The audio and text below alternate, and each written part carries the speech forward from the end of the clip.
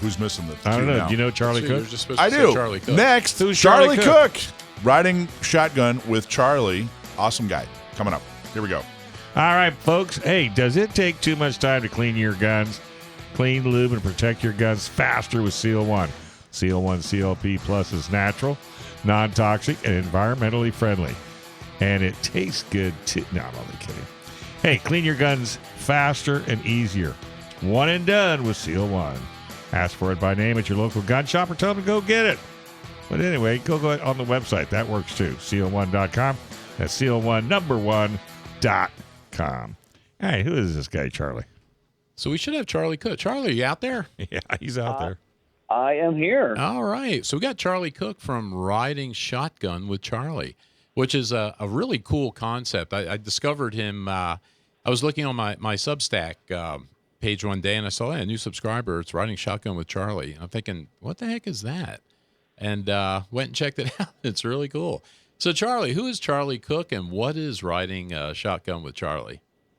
Well, thanks, guys. I am, by day, I am a lowly band teacher, but on the off-school hours, I film Riding Shotgun with Charlie around the country, and I talk to pro-gun folks about what it is that they do and what they do in the gun community, and whether they're instructors or authors or activists, or if they've gone from being a victim of a crime and went from a non-gun person or a gun agnostic to a pro-gun person. So, and how did you come up with that? Because, you were saying you're a music teacher, actually, and a musician. And how do you evolve from that to Riding Shotgun with Charlie? How'd you get that going? Well, I was a gun agnostic myself growing up. In 2001, I had my son. And also, we had that disastrous day in 2001, and that was a turning point for me, because I realized that we do live in a dangerous world, and there are people that want to harm us in our American way of life. And I have this precious little boy that I need to protect. And in order for me to protect him, in order for me to raise him, I need to be around, and I need to be able to protect myself so that I can protect him. And that's kind of when the gun ownership started. I was teaching in a school, and we had a meeting with the principal, and he said, if anyone gets in the school that's not supposed to be there, he would get on the intercom and say that the eagle has landed and everyone should lock their doors and hide under their desks. And I sat in the room with the teachers, and I'm like, look, I'm in another building, and I don't have desks in my room, so this doesn't really work for me. And I told all the teachers, I said, look, if all the teachers on the first floor of the building had guns, they could shoot the bad guys, and the teachers on the second floor can keep on teaching. We need half the grief counseling and half all of that stuff. And they looked at me like I was crazy. And our next school vacation, I went out and pursued getting a gun license. Well, and just for context too, you're located in which state out there? I'm in occupied territory, very much like you guys. I'm in on the opposite end. Yeah, in the opposite corner. I'm in Massachusetts. Yeah, so you're in the East Coast version of California, basically. So yeah, very. So I was going to ask you. So go ahead. So that inspired you to start. What did you start with, gun wise? So I became a card carrying NRA member before I had a gun license, and after I got a gun license, I remember reading the Armed Citizen articles and talking to my mother, and I said, "Hey, this gun stuff is kind of cool. I think I want to get into this." And my mom said, "Why don't you come back to the Midwest and get your dad's guns?" And I'm like, "Oh, I didn't even know we had guns in the house." So I drove out to the Midwest. I did all the things I don't know if the statute of limitations has passed, but I did all the things I probably shouldn't do. I drove out to the Midwest. I brought back a couple of guns that were family guns. And then I did, in Massachusetts, we don't have gun registration. We have transfer registration. And I wanted to be a good little doobie at the time. So I let the state of Massachusetts know that I inherited these firearms, and I had a gun license and I could own them. So I went from owning no guns to owning 2 shotguns, 122 semi-auto target pistol, and one little replica of a Sharps 4-barrel Derringer.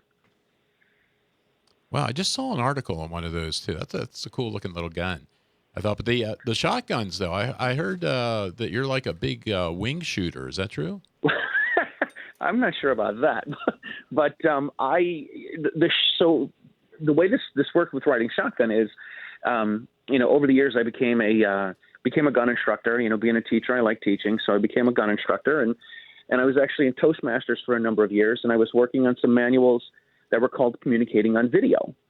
And one of the projects was to interview someone in a talk show format and be interviewed by someone in a talk show format. Then there was do a press conference, make a video on how to help people with speeches, and do an editorial video. So in the process of doing all of this, I decided that I like watching carpool karaoke, and I wanted to be a musician. I wanted to hang out with rock stars. So I see this chubby guy that's English, and he's hanging out with rock stars. So I said, hey, I'm chubby and I speak English. I can probably do what he's doing. And I parlayed the carpool karaoke into writing Shotgun with Charlie. So, and how did you start off with? Because I was looking at some of your videos and stuff, and you've talked to some of the luminaries, I guess, in our community here with guns. I've seen a bunch of really good ones on there. And so, how did you start out with that? Did you go right to the top, or did you work your way up with those people, or how did that go? What was the first couple of rides? The first few people I had were like I talked to my mentor. I talked to one of the guys I used to play in a band with. I called up one of my gun instructors that lives in Western Massachusetts, and I said, "Hey, I'm trying this new thing out, and I want to interview people in the car, and would you be willing to be in the show?" So I just interviewed some local folks. I eventually reached out to a friend's husband, who was a victim of a crime. He was held at gunpoint for $20 in his at his apartment complex. And his name was Lee Michaels, and he's a radio personality in Minneapolis. So I reached out to him, and I said, hey, I'm doing this new thing. I'm interviewing people in the car. Would you be interested in being on the show? And he's like, yeah, that sounds great. So I went out to Minneapolis, and he said, if you come out this weekend, Mark Walters from Armed American Radio is going to be here, and you can interview Mark Walters. So I interviewed Ken Blanchard, the black man with a gun, and Anthony Calandra from the Gun for Hire range. And I did that over the summer. And then a month later, I was in Minneapolis, and Mark Walters is like, hey, this is really cool. How can we do some, I want to help you with this. And I'm like, I don't really know what that means, but that sounds really cool. So a month later, later that week, he asked me if I'd speak in a month at the Gun Rights Policy Conference in Tampa that year. And I'm like, yeah, of course. And then I got to hang out with all the cool gun folks that I didn't know. I've only seen them online, and I get to talk with them and hang out with them. And next thing I know, I'm speaking at a Florida Carry event, and Massad Ayoob is one of the speakers, and I'm interviewing Massad Ayoob in Florida. Yeah, and that was because I noticed that too. Because I was looking at some of those people. I watched your interview with Hickok 45, who I would love to talk to here yet. We just haven't gotten around to him. But got a lot of good people like that. And one of our listeners was asking, who's on your radar? Who are you really looking forward to trying to get in the car with you? Oh my gosh! So I am coming out for Gun Prom in June. And nice. So Joe Dramisi then's on the head of that list. That's good. You got it. You're on the list, and Michael's on the list, of course. But this is a long shot. I love Adam Corolla, so I reached out to his people. I actually did a gungram where I play the trumpet and shoot a gun, and he played it on his podcast, and I got to read ping pong balls to him here at a place in Boston. So I've emailed his producer. And I said, hey, I'd love to get Adam Corolla on my show. And he's like, well, let me pass it on to his agent. But I know that's shooting for the stars. Okay, can I do my riding shotgun on the way to Adam Corolla? On the way to gun? Yeah. Yeah, let's do it, man. All right, yeah. Hey, and if he could hook him up, then you have to give him the seat. Oh, maybe that's what I'll do. Because people. You know people. I don't know Adam Corolla. Well, I saw him in a drugstore once, like 20 years ago. How hard is it to get a hold of Adam Corolla? He doesn't. Well, apparently all you got to do is difficult. hang out in a drugstore in L.A. That's where I saw him first off. So maybe I'll just go back to that. Or he'll be at a hot rod shop because he's a real car guy. I've heard that too. He's a car guy. Yeah, he is a car guy. So yeah, he's raced the Long Beach Grand Prix celebrity race. I think he won it, if I'm not mistaken, from the celebrity side. Yeah, he's quite the guy. Yeah. So he's not a gun guy, but he's like, swinging for the rafters there. He's level-headed. He's a conservative. We could say it. I mean, he gets the Second Amendment. He gets gun ownership. Totally. I think he's actually a big libertarian, isn't he? Is he a lib? Yeah. I think he's a bit more libertarian than he is conservative. Oh, my mistake. I think he's actually been. The reason I say that is I think he was like a guest speaker for like the Libertarian Party at one point. But anyway, I didn't mean to turn it into the Adam Corolla interview. I'm sorry. I got excited. That's totally cool. That's totally cool. So the other crazy people that I'd like to get on the show that aren't necessarily gun folks. I'd love to get like Hank Williams Jr. and Kid Rock, and I'd love to get Ted Nugent in the car. Like these are the people that are on the dream list. You know what I mean? Wow, it's a great list. It is, and then I've been very fortunate that I get to meet guys like you and talk to you guys and get you guys on the show, which is awesome. The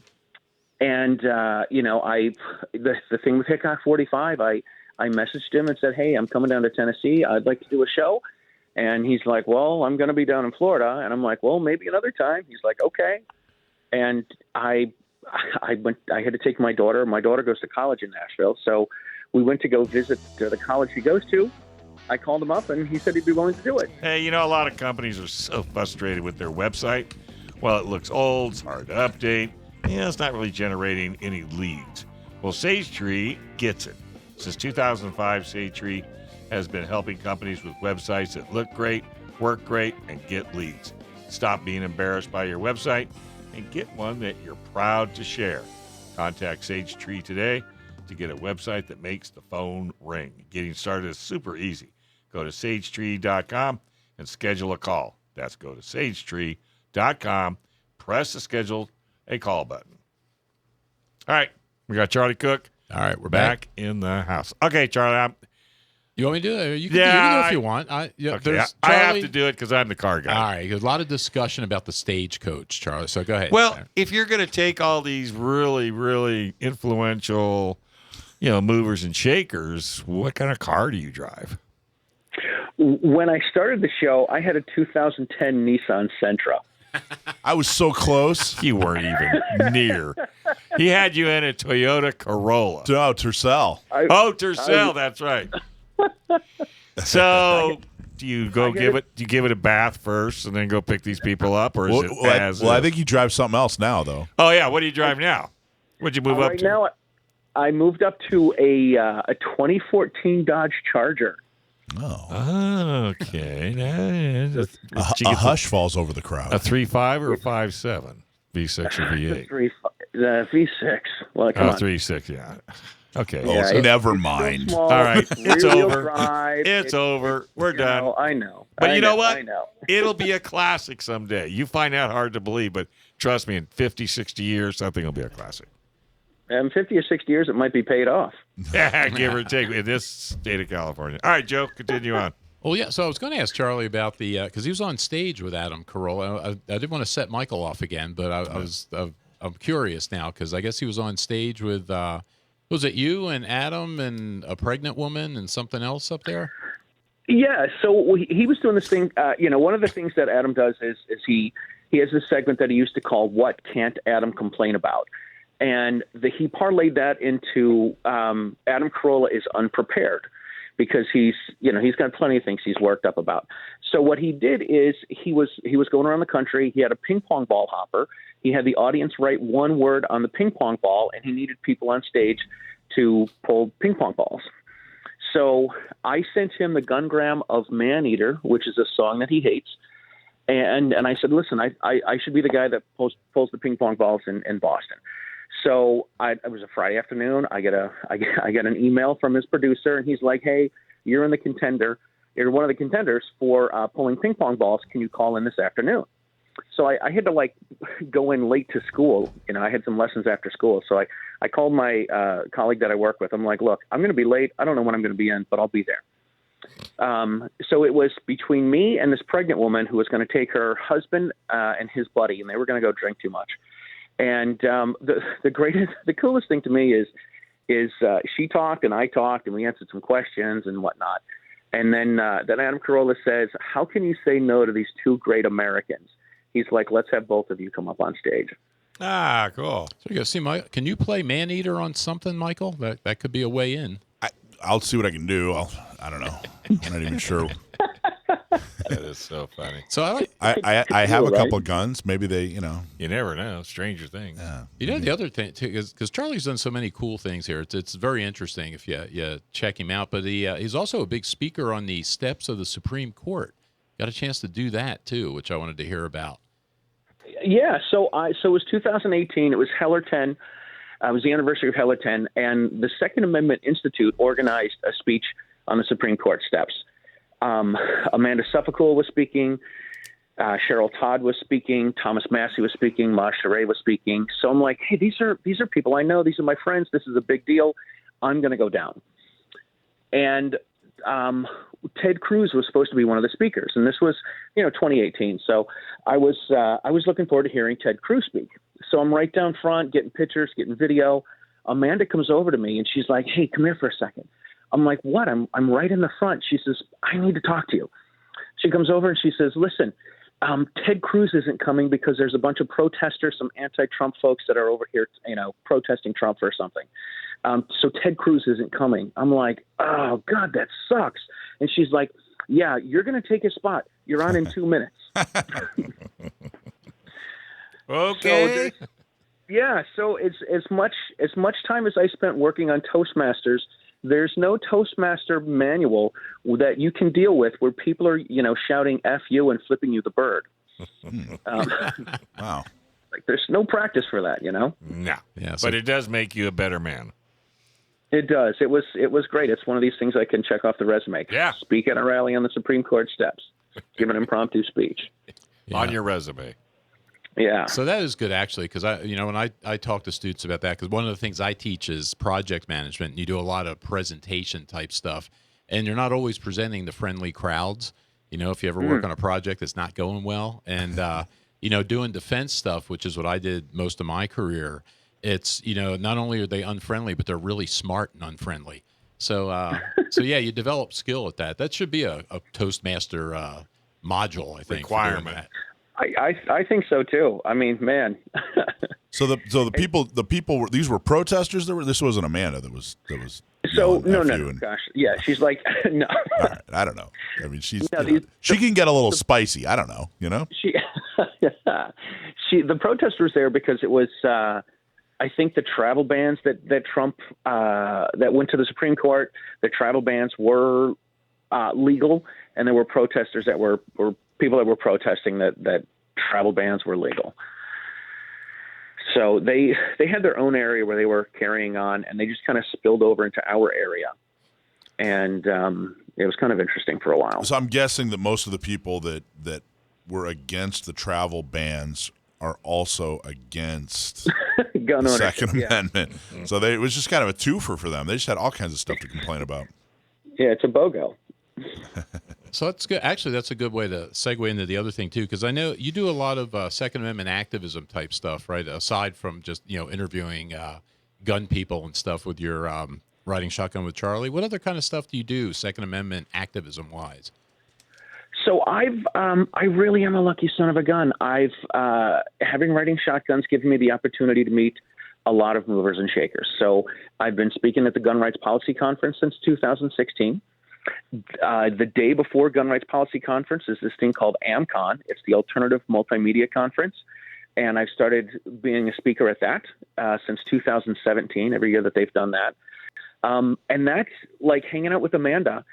She really is awesome. She's like, "Hey, we're doing a concealed carry fashion show. Do you want to, do you want to do this?" And we emceed a concealed carry fashion show in Cleveland one year for her group. And then for the Second Amendment Foundation, we've done it in Dallas and Chicago and Phoenix. We did one in Florida. We've done one the last couple of years at this thing called the Rod of Iron event, which is at the Tommy Gun Warehouse. It's put on by Car Arms. So we've done one there. And it's really cool. Like I love all this. I love all the stuff I do that's Second Amendment related, and speaking at places and doing shows like this. I absolutely love it. So you're right. You are a lucky guy. You haven't run across anybody from the original Red Dawn movie by chance, have you? I have not. Michael Well, perked right up. Michael's ears just perked up. I've only heard John Milius on with you guys. Nothing wrong with John Milius, man. Guy's a legend. If I can get him in the car, we can talk Dirty Harry. We can talk all sorts of stuff. I might actually be able to do that. Hey, he'll trade you a Corolla for that was you that for Milius. Yeah. Thanks for watching this clip from Gun Owners Radio. You can watch us live every Sunday from 4 to 6 p.m. California time, right here on our YouTube channel, or if you're in the San Diego area, you can listen to us on 1170 a.m. We're also available on your favorite podcast platform for free. Don't forget to like and subscribe so that you can help restore and protect the Second Amendment, not just in California, but across the country.